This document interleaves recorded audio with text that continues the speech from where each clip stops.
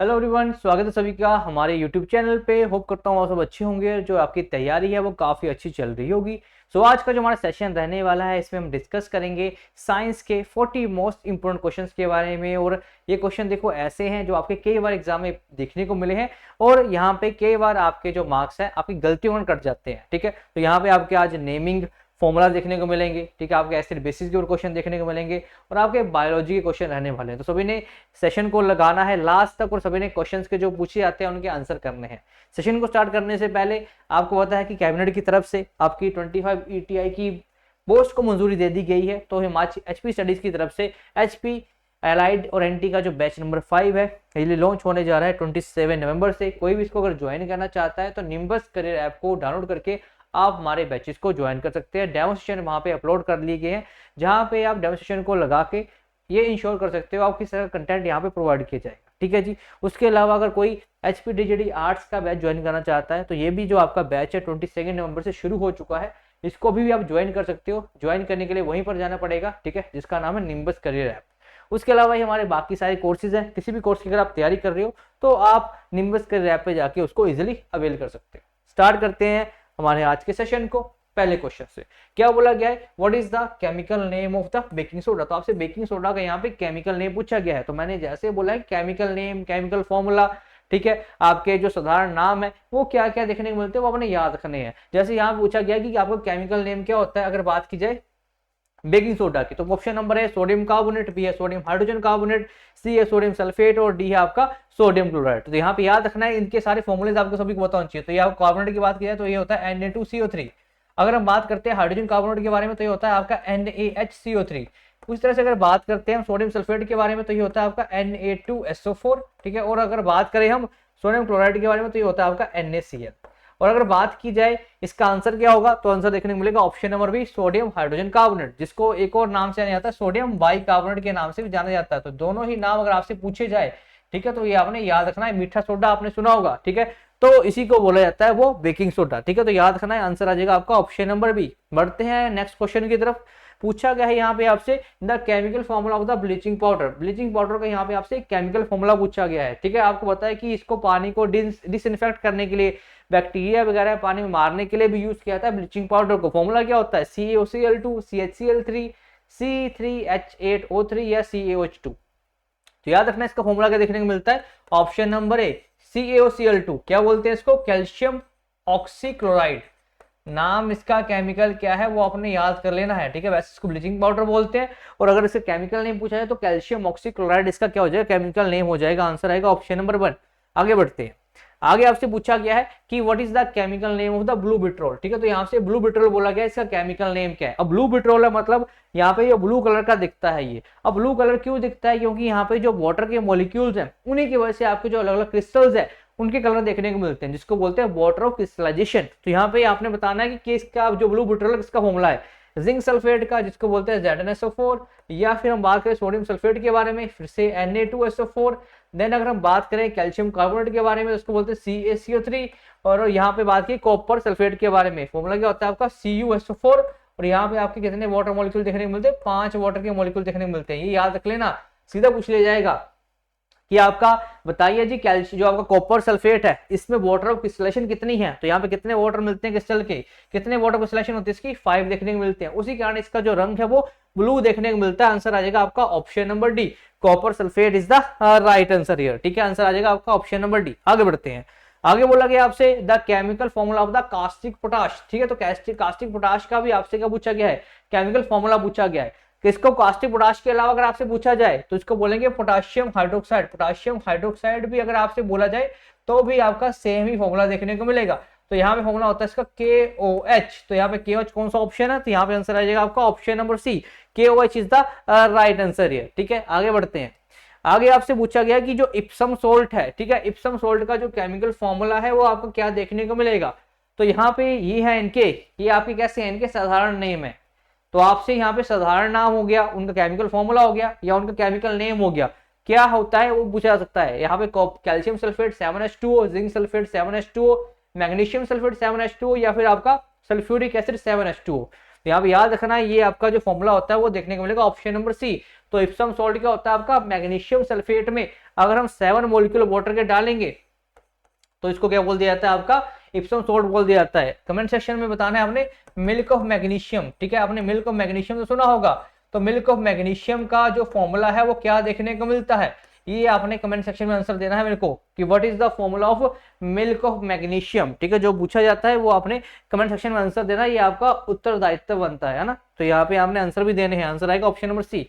आगे बढ़ते हैं, आगे बोला गया आपसे कि which of the following is used in the food and skin care industry, तो इनमें से कौन सी ऐसी चीज है जो ऑप्शन में दी हुई है जिसका यूज आपका food and skin care industry में करते हो। तो आपने देखा होगा कि केवल आपके मुंह में छाले पड़ जाते हैं तो इसके लिए भी इस प्रोडक्ट का यूज किया जाता है, और इसके अलावा इसका स्किन और फूड इंडस्ट्री में भी यूज किया जाता है। क्या है इसका नाम, ग्रीन बिट्रोल, आपका गैलेना, ग्लिसलोर या फिर आपका मिल्क ऑफ मैग्नीशिया।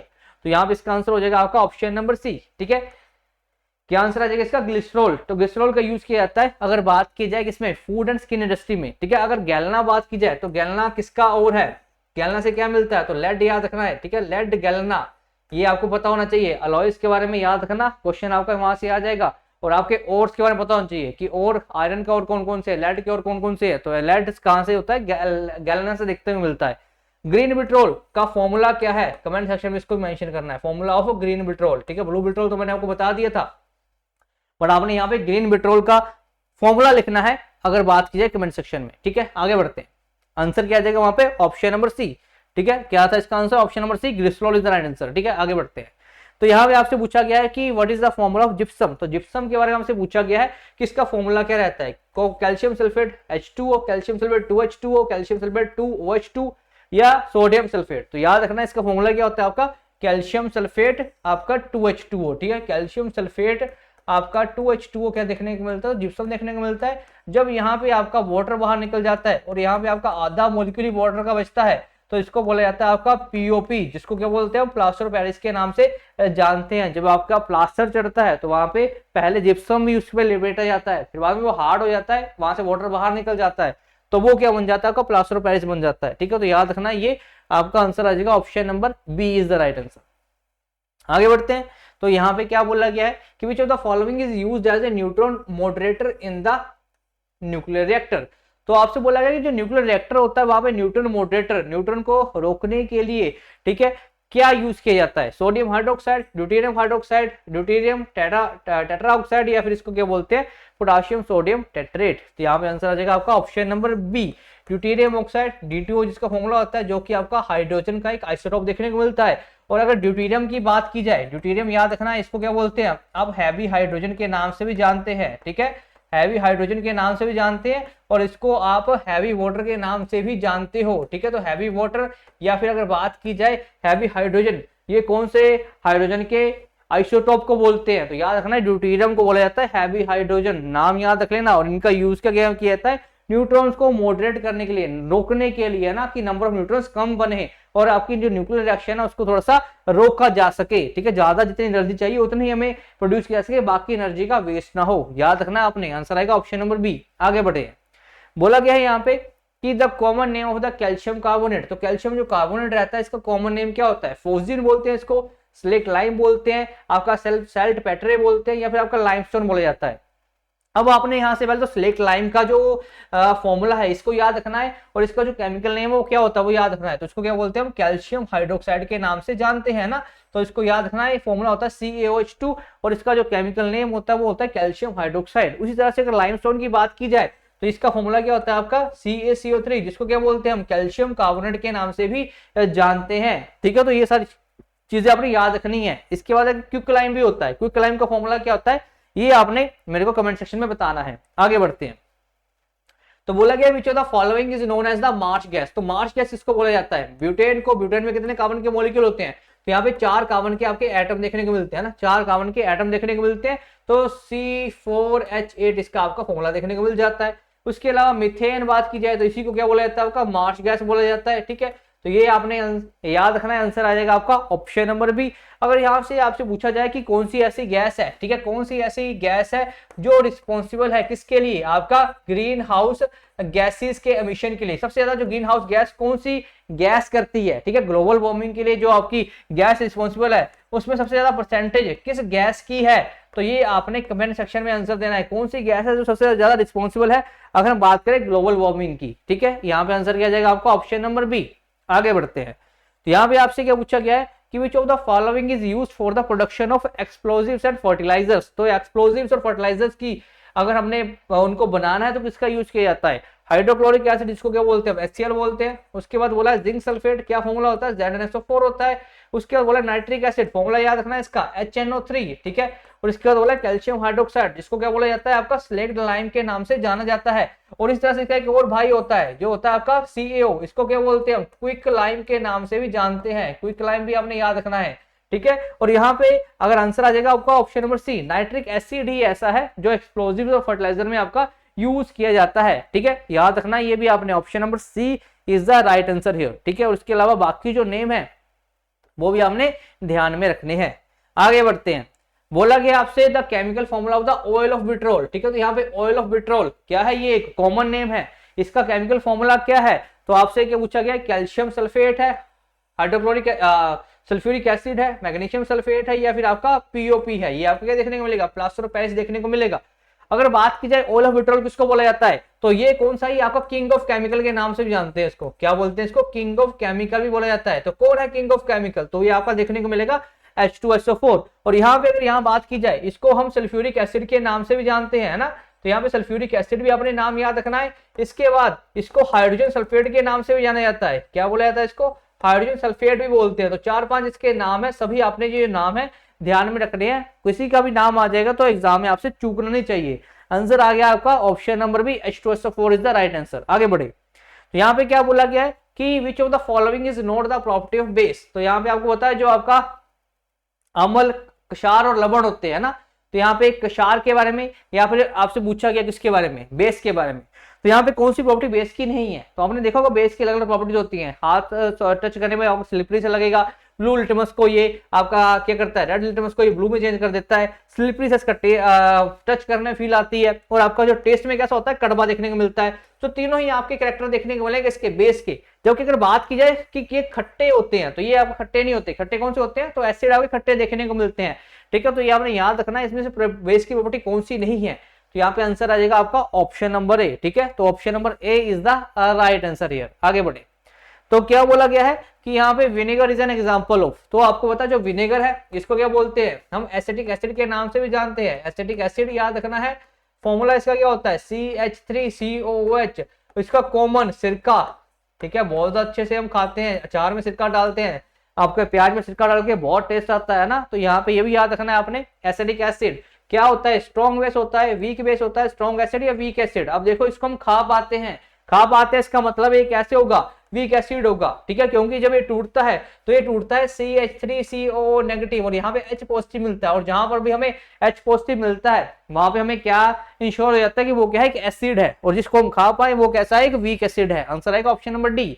आगे बढ़ते हैं, यहां पूछा गया है the farmers neutralize the effect of acidity on the soil by adding. तो क्या बोला गया है कि जो अगर हमें अम्लता है, अगर हमें कम करनी है मिट्टी की, तो इसको हम क्या ऐड करेंगे, हमें पता है कि अगर हमें एसिडिटी को कम करना है तो इसके लिए क्या ऐड करना पड़ेगा, बेस ऐड करना पड़ेगा, क्योंकि जब कभी आपके एसिड और बेस मिलते हैं तो क्या बनता है, सॉल्ट प्लस आपका वाटर बन जाता है वहां से। इसका मतलब एक दूसरे के इफेक्ट को खत्म करने के लिए इनका यूज किया जाता है। तो अगर मिट्टी की एसिडिटी बढ़ चुकी है तो हमें किसी बेस का यूज करना पड़ेगा, तो किसका यूज करेंगे, सिलेक्ट लाइम का, जिप्सम का, कॉस्टिक सोडा का, या फिर बेकिंग सोडा का।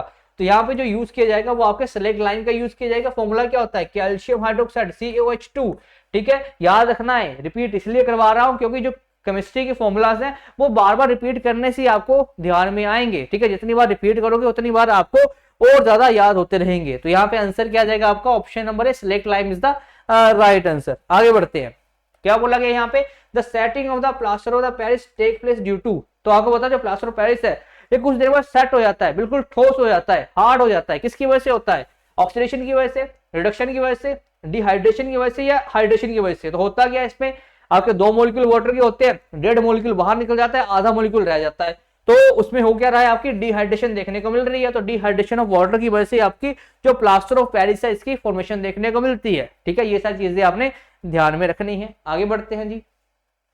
पूछा गया है यहाँ पे if the pH of the solution is 13, ठीक है, it means that it is, ठीक है, अगर किसी भी सॉल्यूशन है अगर उसकी जो पीएच है वो 13 है, इसका मतलब वो क्या है, एक क्या वो एक वीकली एसिडिक है, वीकली बेसिक है, स्ट्रॉन्गली एसिडिक है या स्ट्रॉन्ग बेसिक है। तो हमें अगर बात की जाए पीएच स्केल के बारे में तो 0 से लेके आपकी 14 तक के जो नंबर है वो पीएच स्केल पे लिखे होते हैं। यहाँ पे 7 वाला न्यूट्रल होता है। यहाँ पे जो अगर बात की जाए तो यहाँ पे आपका एसिडिक नेचर बढ़ना शुरू हो जाता है, यहाँ से लेके यहाँ तक आपका बेसिक नेचर बढ़ना शुरू हो जाता है, मतलब 7 से लेके 14 तक। और यहाँ पे बात की है 13 के बारे में, देखो 13 किसके पास है, 14 के पास है, इसका मतलब है ये इसके जो बेसिसिटी है वो काफी ज्यादा हाई होगी, मतलब हाईली बेसिक देखने को मिलेगा। तो ये इसका आंसर क्या हो जाएगा आपका स्ट्रॉन्ग बेसिकली, तो मतलब ये कैसे देखने को मिलेगा आपका स्ट्रॉन्गली बेसिक देखने को मिलेगा।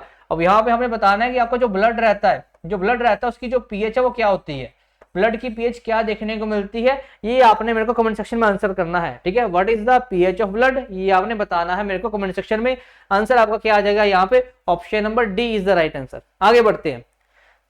यहाँ पे क्या बोला गया है, which of the following medicine is used for the treating indigestion. ठीक है, तो आपका जब कभी भी पेट खराब होता है या फिर आपको डाइजेशन अच्छे से नहीं हो रही है तो डॉक्टर क्या वो सलाह देते हैं, ये आप ऐसे इजिली क्या करते हो, इनो पी लेते हो ना, इनो तो आपने बड़ा फेमस सुना हुआ है। तो यहाँ पे जो इनो होता है उसमें क्या प्रॉपर्टी होती है, वो बेसिक नेचर का होता है, मतलब एसिड को काटने का काम करता है।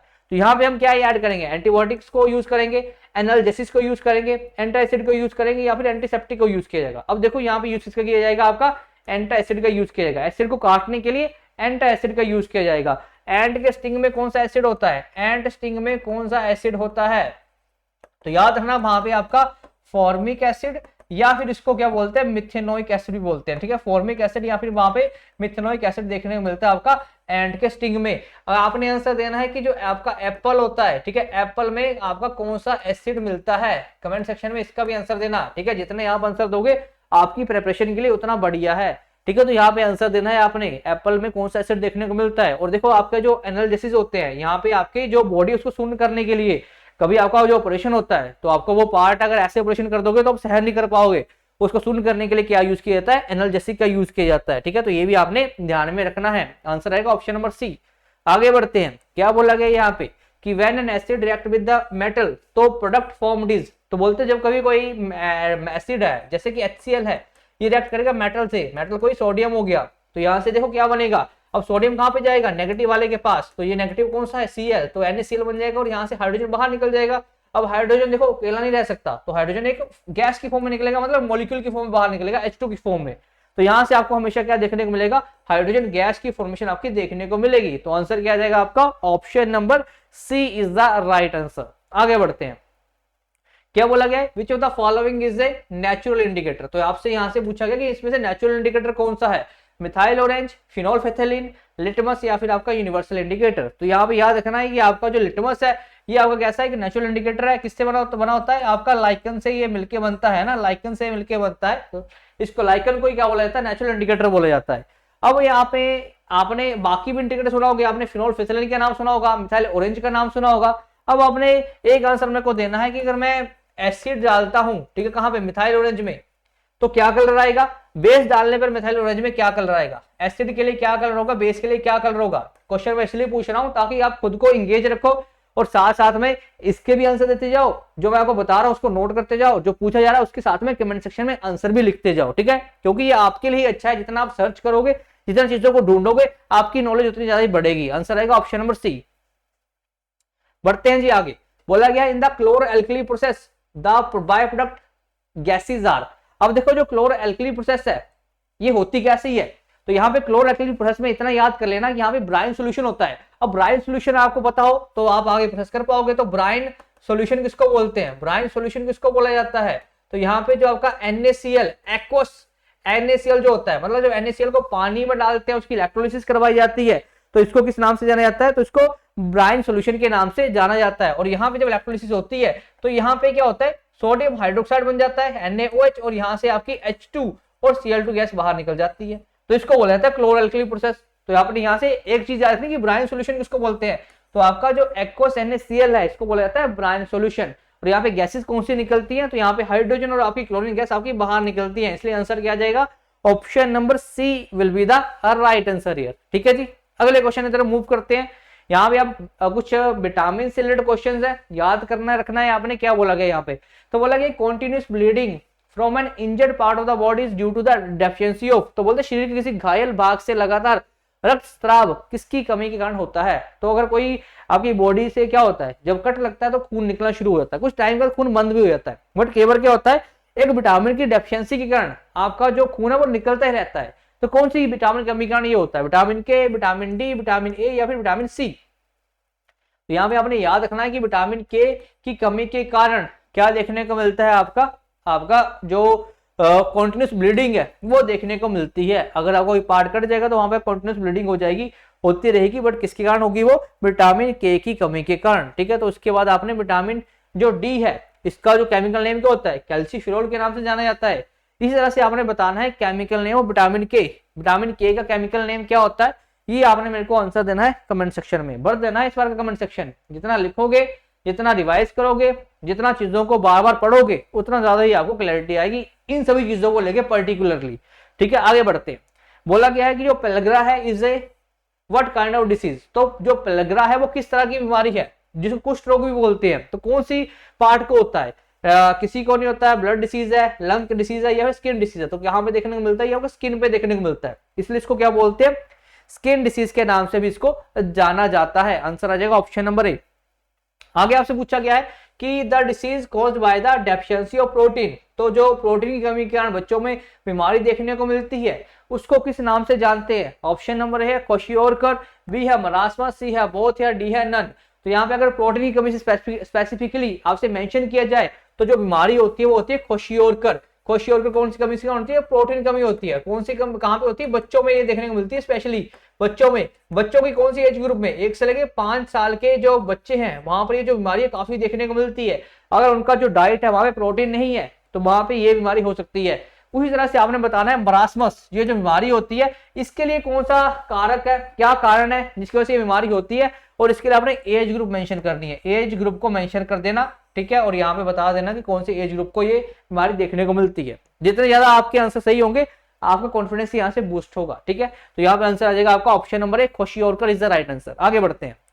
यहाँ पूछा गया है कि which air pollution can affect blood stream leading to the death, तो बोलते हैं कि वायु में कौन सा वायु प्रदूषण रक्त प्रवाह को प्रभावित कर सकता है जिससे अगर मृत्यु हो सकती है। तो आपको पता है कि जो ब्लड है, ब्लड में सबसे ज्यादा घुलने की क्षमता कौन सी गैस में है, ये आपको पता होना चाहिए। तो ऑक्सीजन से भी ज्यादा एक गैस है जिसकी क्षमता काफी ज्यादा है, जैसे ही वो हमारे ब्लड में जाएगी ब्लड उसको बड़ा जल्दी घोलना शुरू कर देगा। नाम क्या उसका, कार्बन मोनोऑक्साइड। ठीक है, क्या बोलते हैं इसको, कार्बन मोनोऑक्साइड बोलते हैं। ऑप्शन नंबर ए, जिसकी ब्लड की एफिनिटी, ब्लड में घुलने की क्षमता बहुत ज्यादा है। तो अगर ये ब्लड में बहुत ज्यादा घुल जाएगी तो ऑक्सीजन नहीं मिल पाएगी, तो कुछ टाइम के बाद क्या हो जाएगी, डेथ देखने को मिल जाएगी। तो आंसर क्या जाएगा आपका option number A, carbon monoxide is the right answer. आगे बढ़ते हैं जी। यहां से पूछा गया कि what is the fourth state of matter cold. ठीक है, देखो आपको यहां से ये क्वेश्चन काफी इजी लग रहा होगा, ऐसे इसी तरह के क्वेश्चन आपके एग्जाम में भी देखने को मिलते हैं। क्वेश्चन टफ भी रहेंगे, इजी भी रहेंगे, बट वहां पे प्रेशर इतना होता है कि अगर आप इजी क्वेश्चन को भी गलत कर देते हो, तो इसलिए सभी क्वेश्चंस को हैंडल करना सीखो। क्या बोला गया यहाँ पे कि पदार्थ की जो चौथी अवस्था उसको क्या बोलते हैं, सॉलिड बोलते हैं, लिक्विड बोलते हैं, गैस बोलते हैं या प्लाज्मा बोलते हैं। बहुत इजी है, प्लाज्मा इसको बोला जाता है। बट हमारी एक फिफ्थ स्टेट ऑफ मैटर भी है, फिफ्थ स्टेट ऑफ मैटर भी है, क्या बोलते हैं इसको, बोस आइंस्टाइन कंडेंसेट। ठीक है, वो क्या बोलते हैं इसको, बोस आइंस्टाइन कंडेंसेट बोलते हैं आपकी फिफ्थ स्टेट ऑफ मैटर को। ये भी आपने ध्यान में रखना है। आंसर आएगा ऑप्शन नंबर डी। आगे आपसे क्या पूछा गया है, तो यहाँ पे यूनिट्स के बारे में पूछा गया है। तो बोलते जो डायमेंशन है काइनेटिक एनर्जी के is same as that of. ठीक है, तो जो आपके यूनिट होते हैं डायमेंशन एनर्जी, काइनेटिक एनर्जी के, एनर्जी है तो एनर्जी को इससे मेजर करेंगे, आपके जूल मेजर करेंगे, मतलब इसके जूल इसके यूनिट है।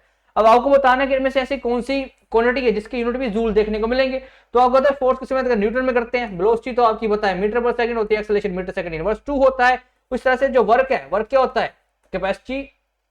ठीक है, आप वर्क कैसे बोलोगे कि हमने कोई काम किया, एनर्जी आई होगी काम करने के लिए। ठीक है, कैपेसिटी टू डू वर्क, ठीक है, वो एनर्जी होती है। तो वर्क और एनर्जी आपस में रिलेट करते हैं, तो इनका भी यूनिट क्या होता है, आपका जूल देखने को मिलता है। तो आंसर आ जाएगा आपका ऑप्शन नंबर सी, वर्क और आपके जो काइनेटिक एनर्जी है उसके सेम यूनिट देखने को मिलते हैं। आंसर क्या आ जाएगा ऑप्शन नंबर सी।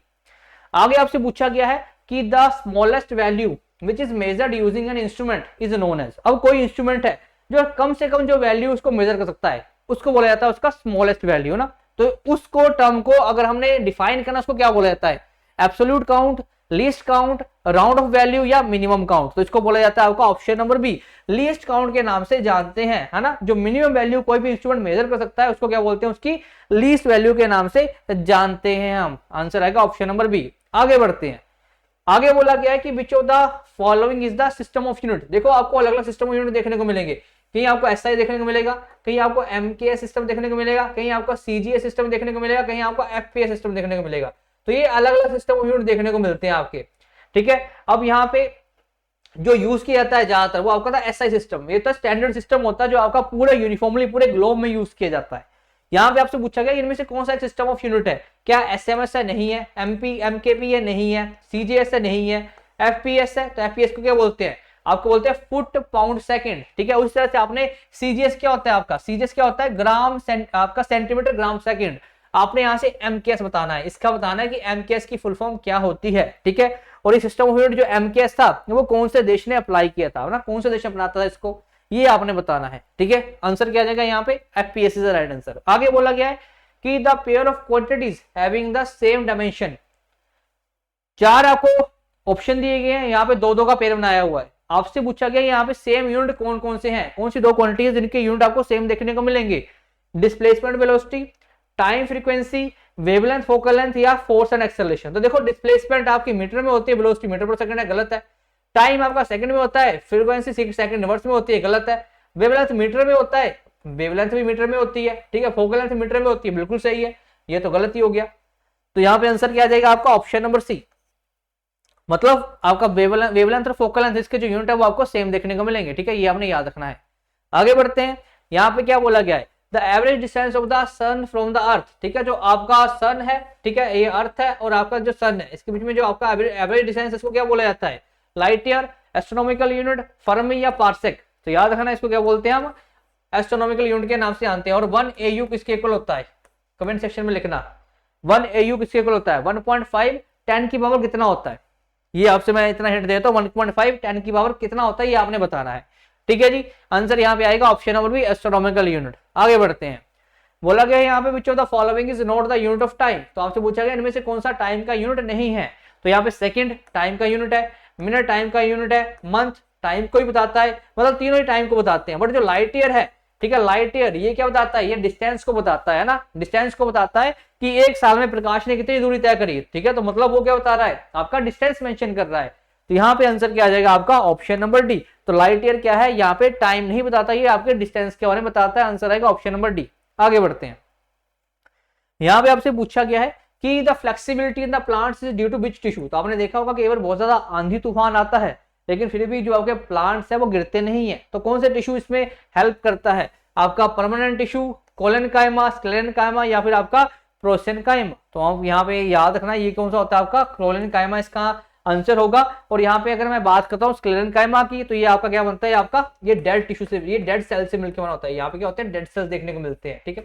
तो ये परमानेंट टिश्यूज का आपने एग्जाम्पल देना, मेरे को परमानेंट टिश्यूज का एग्जाम्पल देना है। बहुत ईजी एग्जाम्पल है, पता होगा आपको तो आपने कमेंट सेक्शन में मेंशन करना है, क्योंकि मेरे को पता है कि बहुत सारे बच्चे जो हमसे पढ़े हुए हैं, बहुत सारे क्वेश्चन हमने किए हुए हैं, तो ये सारे को आपको पता होगा। आपने बस इनको क्या करना है, फिर से लिखना है। आंसर आ जाएगा आपका ऑप्शन नंबर बी। आगे बढ़ते हैं। यहाँ पे क्या बोला गया है, areolar connective tissues are found in, ठीक है। जो आपके एरियोलर संयोजी उत्तक है वो कहाँ मिलते हैं, तो ये कहाँ मिलते हैं, स्किन और मसल के बीच में। आपके ब्लड वेसल्स जैसे कि व्हाइट ब्लड होता है, व्हाइट ब्लड सेल्स होते हैं, रेड ब्लड सेल्स होते हैं, प्लेटलेट्स होते हैं, क्या उनके बीच में मिलते हैं, या फिर आपके नर्व्स और आपके बोन मैरो के बीच में मिलते हैं, या फिर आपका ऑल ऑफ दी अबव। तो आंसर क्या आ जाएगा आपका ऑप्शन नंबर डी। यहाँ पे सभी में आपके क्या देखने को मिलेंगे, संयोजी या आपका एरियोलर टिश्यू देखने को मिलेगा। आंसर आ जाएगा आपका ऑप्शन नंबर डी, ठीक है जी। ये भी आपने ध्यान रखना है। आगे आपसे पूछा गया है कि each neuron has a single long part, ठीक है। तो आपने बताया ये न्यूरॉन का स्ट्रक्चर देखने को मिलता है, इस तरह का स्ट्रक्चर देखने को मिलता है न्यूरॉन का। यहाँ पे एक लंबी सी निकली होती है, यहाँ पे एक पाइप सी, और यहाँ पे नीचे एंडिंग होती है। और यहाँ पे इसको क्या बोलते हैं, यहाँ पे बाल से निकले होते हैं, ये यहाँ पे डेंड्राइट होते हैं। यहाँ पे आपका न्यूक्लियस होता है, ये आपकी सेल बॉडी होती है, ये लंबे से जो होता है इसको बोलते हैं एक्सोन, है ना। क्या बोलते हैं, एक्सोन बोलते हैं, और ये आपकी नर्व एंडिंग होती है। तो यहाँ पे यही बोला गया सिंगल लॉन्ग पार्ट क्या होता है आपका, एक्सोन कहलाता है। आंसर क्या आ जाएगा आपका, option number B, axon is the right answer. आगे बढ़ते हैं, आगे क्या बोला गया है कि light and dark bands can be seen in, ठीक है। तो आपको पता है कि हमारी अलग अलग तरह की मसल्स होती हैं, कुछ कार्डियक होती है, ठीक है, कुछ स्टाइलेटेड होती है, कुछ आपकी स्मूथ होती है, ठीक है, कोई आपकी अनस्टाइलेटेड होती है। तो यहाँ पे आपसे पूछा गया जो लाइट एंड डार्क बैंड है वो कहाँ देखने को मिलेगी, कार्डियक मसल्स में, स्मूथ मसल्स में, स्टाइलेटेड मसल्स में और अनस्टाइलेटेड मसल्स में। तो याद रखना जो आपकी स्टाइलेटेड मसल्स होती हैं यहीं पर दो आपकी धारीदार पेशियां होंगी, यहीं पर तो आपके लाइट एंड डार्क बैंड देखने को मिलेंगे। बट अगर मैं स्टाइलेटेड मसल्स के बारे में बात करता हूँ, यहाँ पे दो मसल देखने को मिलती है, एक तो आपकी कार्डियक होती है और आपकी स्केलेटल मसल होती है ना, स्केलेटल जो मसल्स होती है और आपकी जो कार्डियक मसल होती है, आपकी दोनों क्या होती है, धारीदार मसल्स होती है, ठीक है। तो बट यहाँ पे अब आंसर क्या आ जाएगा, ये वाली मसल देखने को मिलेगी, हालांकि ये भी होती है बट इसमें दो देखने को मिलती है, इसलिए आपका ये यहाँ पे आंसर हो जाएगा ऑप्शन नंबर सी, धारीदार मांसपेशियां इज द राइट आंसर। आगे आपसे पूछा गया है कि which of the following statement given below is correct about the meristematic tissue. तो यहाँ पे मेरिस्टेमेटिक टिश्यू के बारे में पूछा गया है। देखो मेरिस्टेमेटिक टिश्यू की कुछ प्रॉपर्टी होती है, आपके टिश्यू आपके अगर आपके सामने 100 रख दिए होंगे तो आपको बिल्कुल सारे टिश्यू सेम दिखेंगे, कोई डिफरेंस नहीं दिखेगा किसी भी टिश्यू में, और ये लगातार डिवाइड भी होते रहते हैं। तो यहाँ पे आपसे ये पूछा गया कि होते क्या है, तो ये made up of the cells जो इनकैपेबल होते हैं सेल डिवीजन में, ये तो गलत है। आगे बोला कि made up of the cells that capable cell division, देखो बिल्कुल सही है। आगे बोला compose of single type of cells, देखो ये भी बिल्कुल वैसे तो सही है।